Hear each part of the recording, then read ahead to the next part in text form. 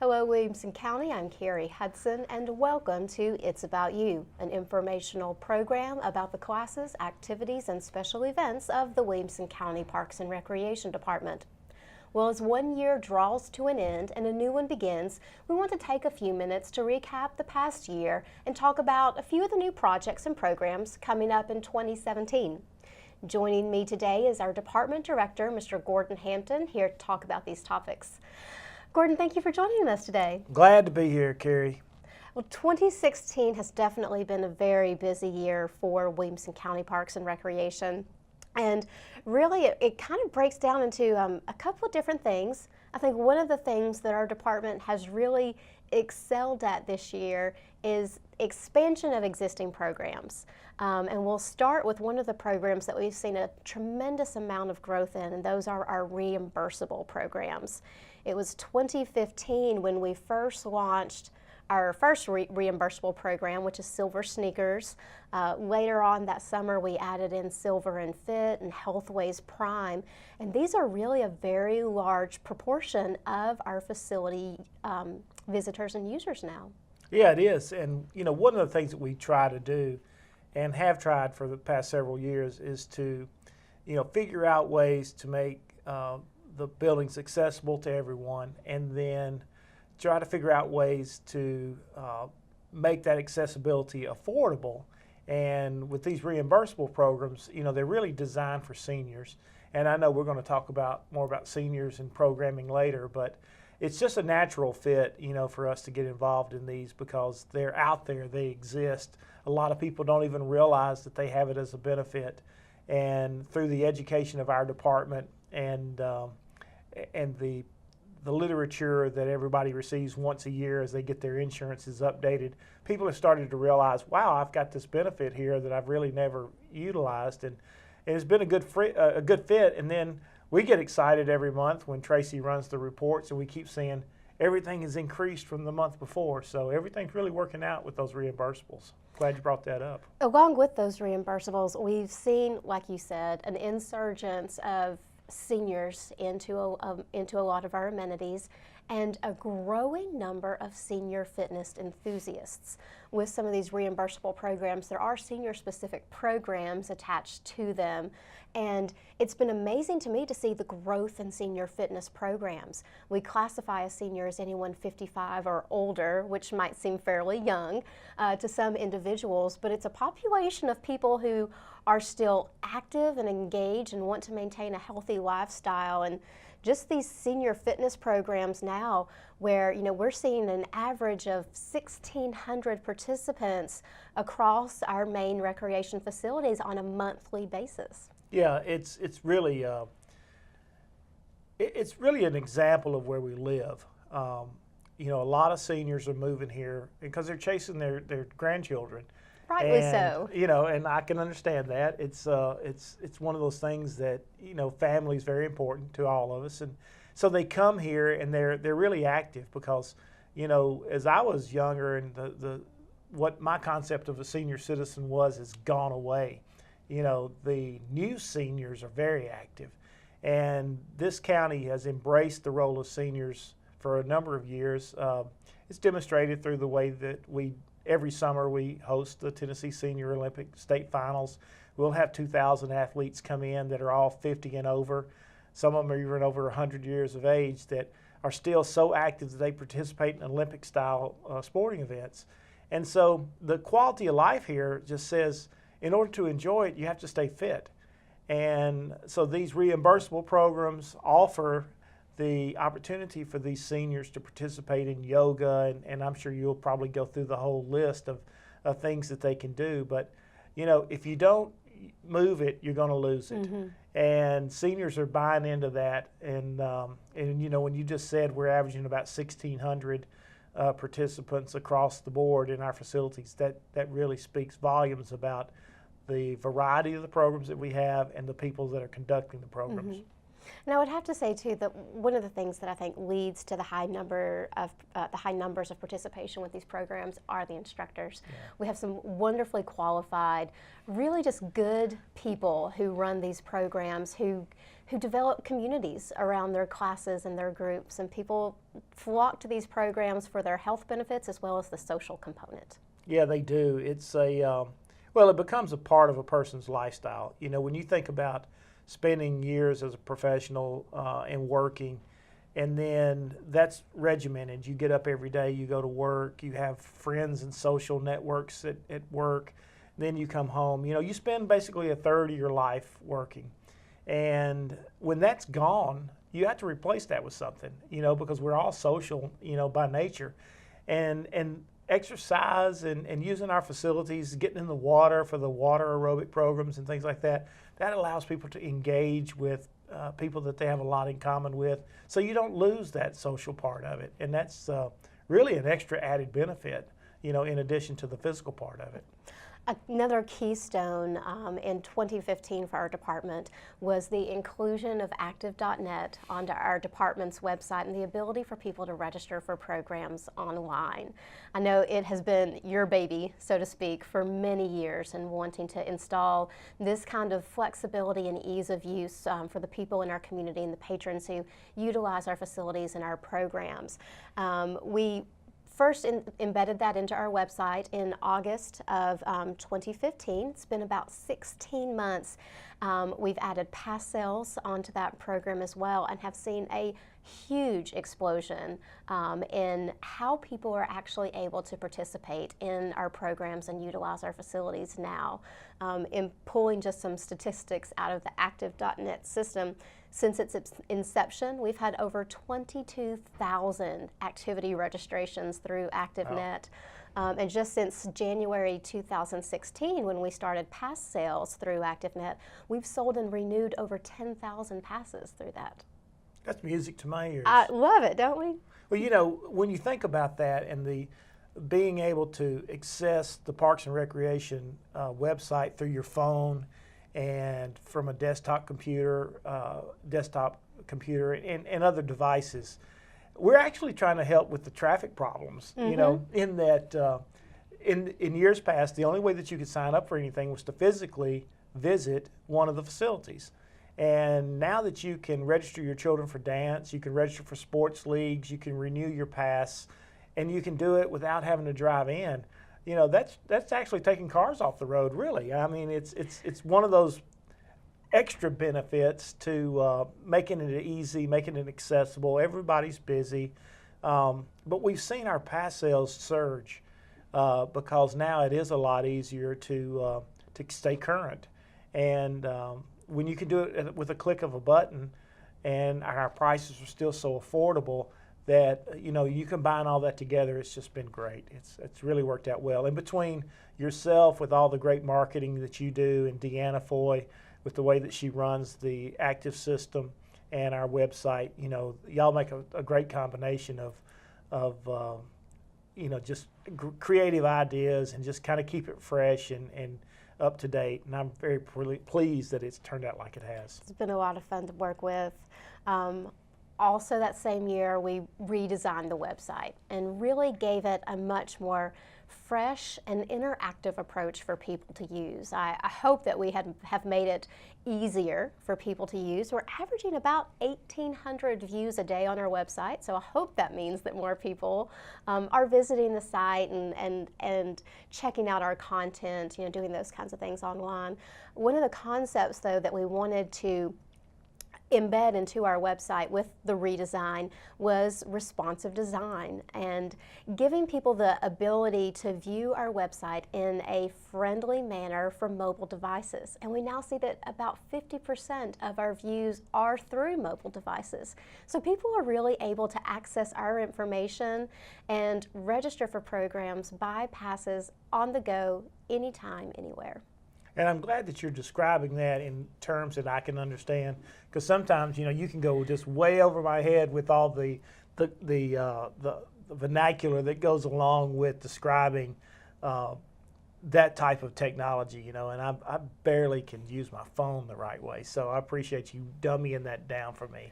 But it is easy to use. It's easy to access. It's easy to understand. And once again, you know, y'all do a great job of making it that way. And there's really not any excuses to find all the information that you need. And in most cases, it can be obtained just by getting in your pocket and pulling your phone out. It's that simple. We sure hope so. Well, anyway. I think it is. I absolutely think it is. To go along with just the variety of programming that the departments always had in terms of, you know, different segments of interests and ability levels that we try to meet through all of our divisions and the type of activities that we offer, the locations, the price points. We're always looking to keep recreation and leisure services affordable to the people in and around Williamson County, and now hopefully the ability to get that information and to actually participate meets that as well. It does. And, you know, and let me just wrap all that up by saying so many people have moved here and they may not be 100% familiar with what Williamson County Parks and Recreation does. However, they know how to use the internet and they know how to use those devices. And by being able to do that and having this information just appear out of nowhere really connects us to people that are here for the first time. And it saves us a lot of money because we don't have to do snail mail anymore. We don't have to spend all this money on stamps and postage. I'm sure the U.S. Postal Service doesn't want to hear us say that, but you know, we're keeping up with the times. We're very innovative, and you guys do a fantastic job. I'm really proud of what y'all do. Thank you. 2016 was also a year for a lot of projects with our department. Throughout the year, we've been constantly working on updating and improving some of our exterior structures, working in our parks, upgrading our playgrounds, doing everything we can to basically take care of and keep what we've got in the best working order that it can be. You know, Kerri, one of the biggest challenges in recreation, and it's the same type of challenge that you have with schools and so forth, is that everything ages. Our human bodies aren't the only things that age that we have to take care of. These actual physical buildings and the grounds and everything have to be maintained. And as our park system continues to age, we're going to have to spend more time and dedicate and allocate, you know, more resources towards keeping them safe. Along with that, though, not only are we keeping them safe, but sometimes some of the innovations also will save us money in the long run. And with lighting, new types of lighting, better technology that's available in these areas.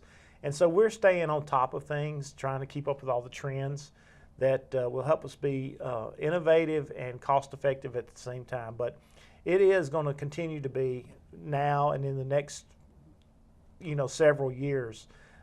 We do have some big challenges ahead of us to keep our parks up to date and safe.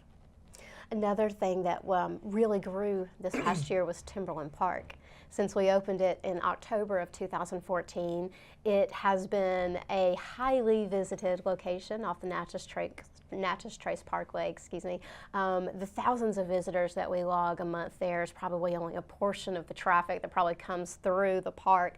People really have seemed to love and gravitate toward this park itself. When we first opened it, there were just 3 fairly short trails.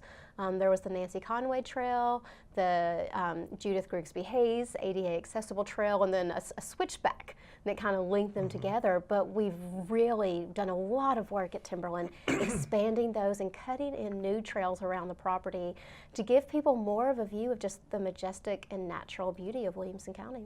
Yeah, we're very fortunate, you know, to have that park. It's a passive park. It's the only one we have of that type in our system.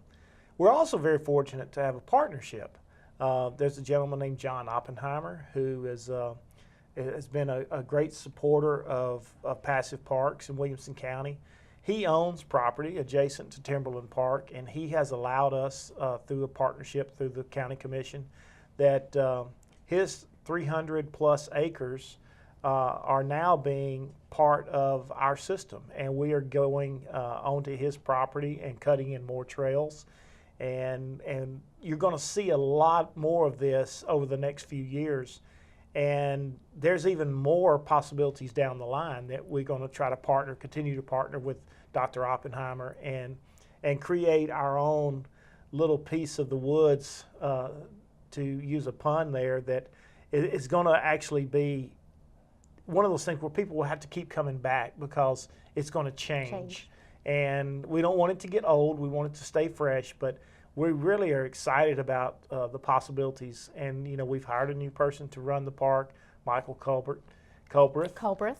I keep saying different things, you know, but Michael has been great, and he's very excited. He came to us through the Tennessee State Parks, has great experience and a lot of enthusiasm. So Timberland Park is just now, we're just scratching the surface out there. Well, we have a lot more to talk about, including some of the things do. to look forward to in 2017, but we're going to take a real quick break. Y'all stay tuned. When we come back, we'll be spending more time with Williamson County Parks and Recreation Director, Gordon Hampton.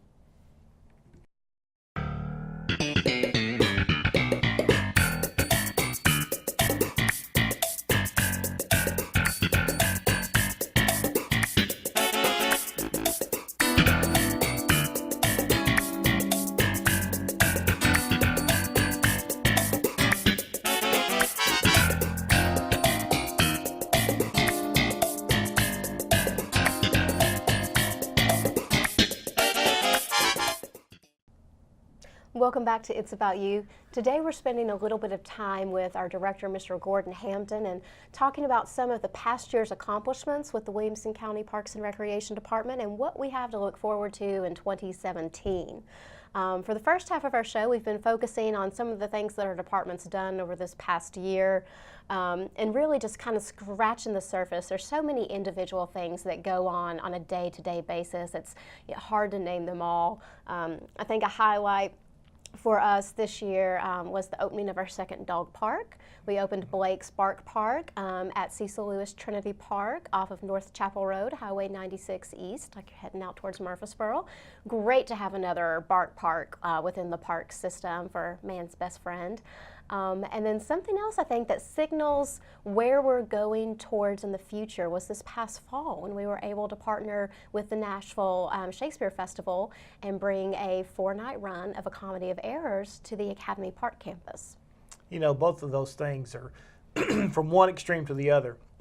You know, you talk about dogs, and you talk about, you know, performances, and, you know, pets and performances, and, you know, and people enjoy spending time with their pets and going to performances. So a lot of people brought their pets to Shakespeare in the park. They actually did. And but you know, when you talk about a bark park, it's something that's very simple. We partnered with so many scouts over the years that they do a wonderful service for Williamson County, and we're very pleased to have a lot of great Eagle Scouts that are trying to earn that distinct honor, and their families really get behind them. And so the Blake's Bark Park was an Eagle Scout project, and I really enjoyed the day because I took my little baby dog Lola over there, and they gave out really nice swag bags, and she's still playing with her the toys that she got.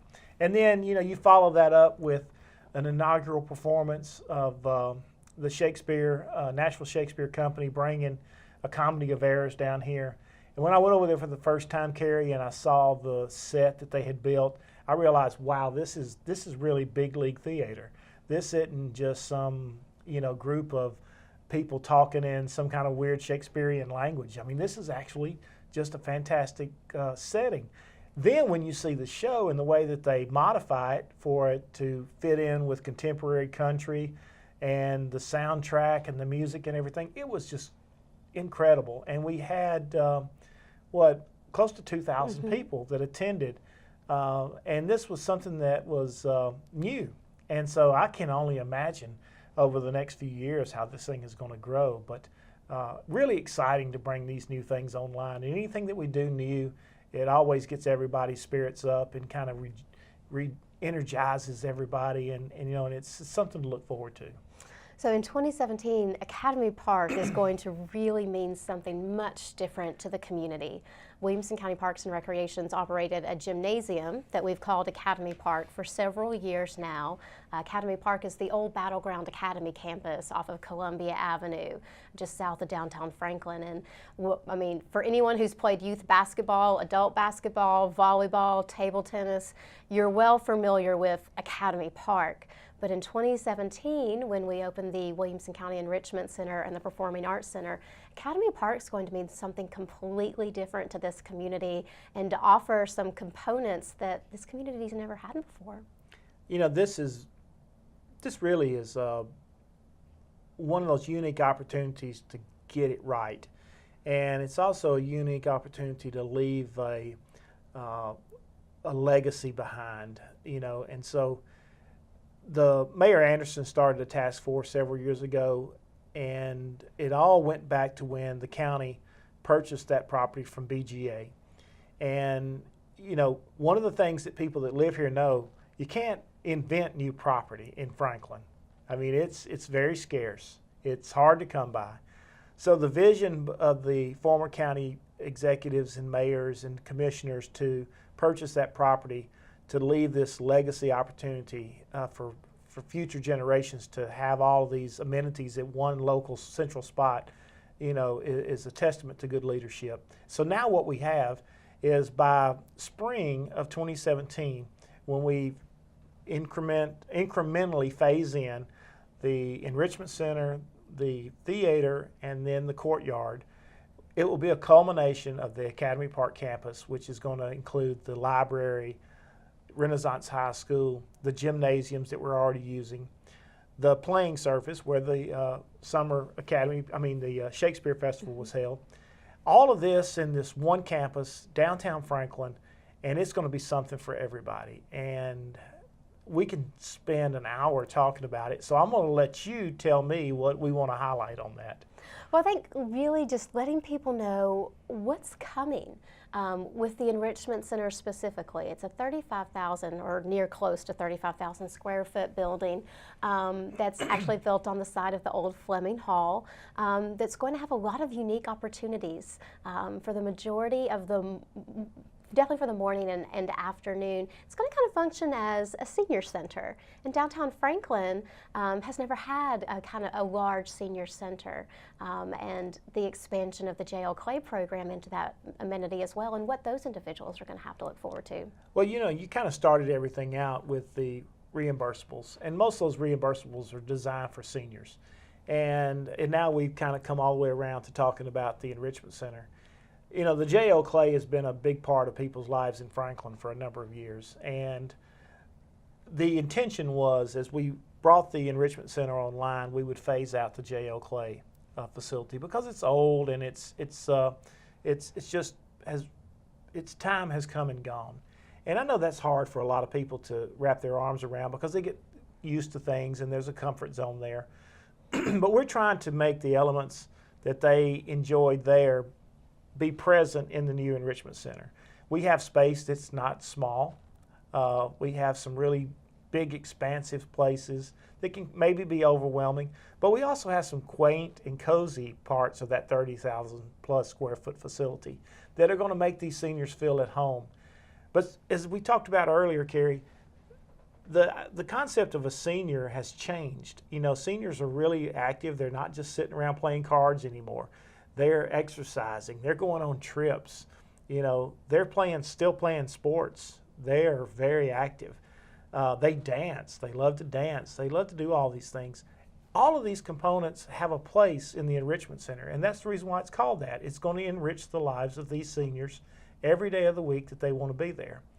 But because we have so much invested in this facility that seniors usually get tired and they're ready to wrap things up by about 2 or 3 in the afternoon.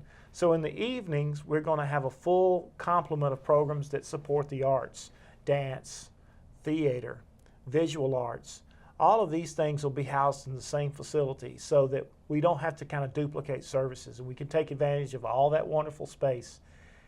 When it gets online, here in the late winter, early spring of 17, I just want everybody to take the time to come to Academy Park and just visit the campus, and you will not be disappointed. You're actually going to be stunned at how wonderful this facility is and all the dynamic programming that's going to go on over there 7 days a week.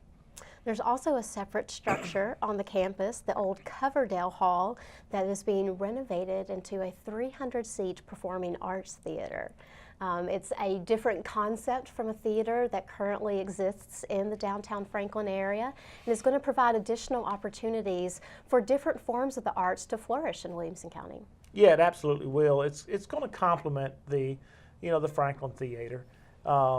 And there's a lot of community theater that's already here, and people don't realize it, but we have our own theater program. We have a children's theater, Starbright Players. We also, through Parks and Recreation, have a community band. We have a dance program that has close to 500 young ladies and a few guys that are dancing in it. So we're heavily involved in the arts right now. We just have never had a permanent home for it.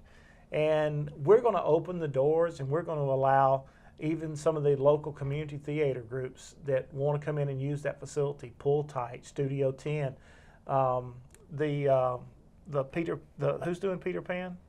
Oh, I know there's several groups that have expressed interest in wanting to use the facility, and it's wide stretching. It's not just people related to the arts. The Chamber of Commerce has expressed interest in other groups where I think, like what you said earlier, this will be a campus that will enrich the lives of many. That's exactly right. It's not just for Parks and Rec and our programs.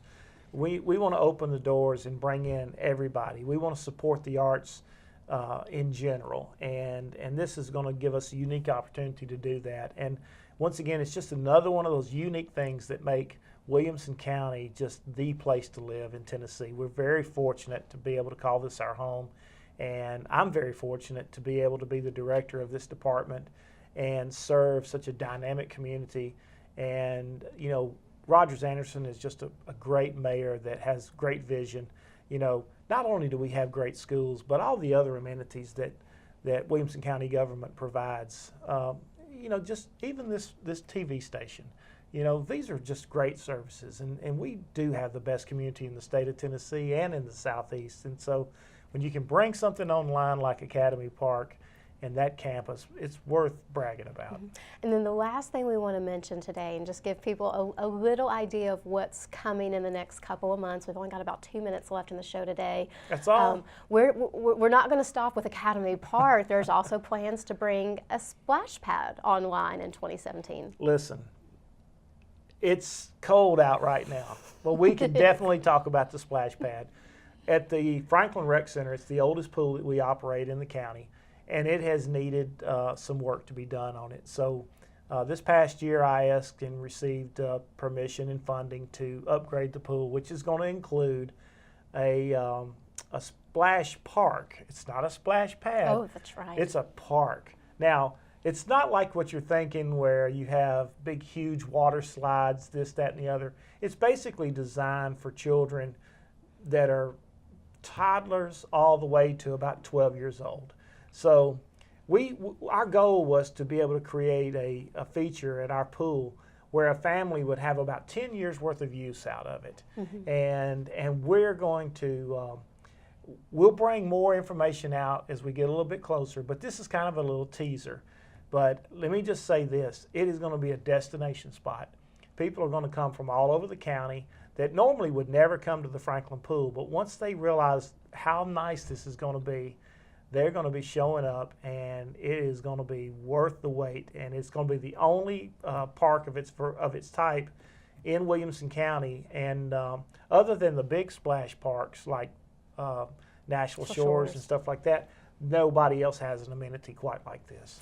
Well, we've definitely given something out there to hopefully pique people's interest in 2017. That's right. Thank you so much for taking the time to come on today and talk to us a little bit about this. Kerri, thank you for letting me come on. I could come on all the time. There's so much to talk about. There's so many things to be proud of, and we're excited. I get excited coming to work every day and working with people like you and the whole staff. We just I think we do a wonderful job of making sure that the people in Williamson County, their lives are being enriched every day by the things that we do.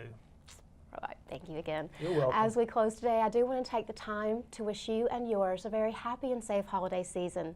In observance of the holidays, Williamson County Parks and Recreation will have a series of facility closures and amended hours.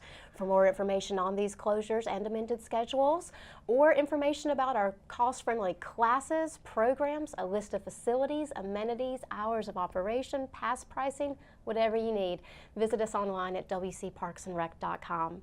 Thanks for joining us. We'll see you next time. And until then, remember, Williamson County, it's all about you.